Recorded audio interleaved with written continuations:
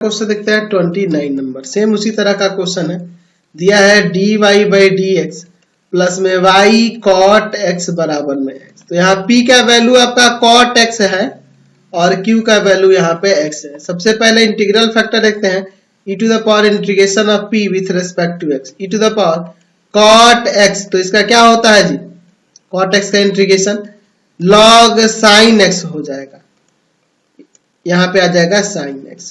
चलिए तो यहाँ sin x आ गया इंटीग्रल फैक्टर।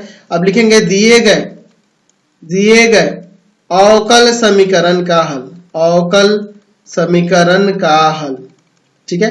अवकल समीकरण का हल क्या हो जाएगा, y इंटू में इंटीग्रल फैक्टर बराबर में q इंटू में integral factor, integration of q into integral factor dx और प्लस में c। चलिए सबके वैल्यू को मैं यहाँ रखता हूँ।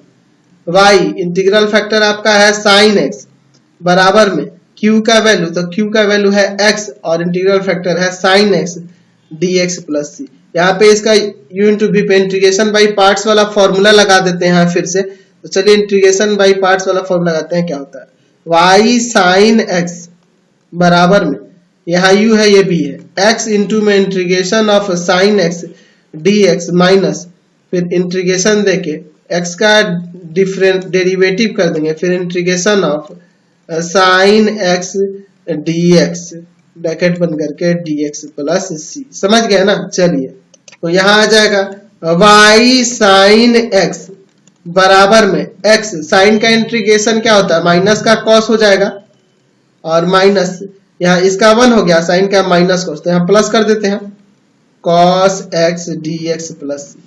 y sin x बराबर में माइनस का x cos x और cos का इंटीग्रेशन हो जाता है आपका sin और प्लस में c।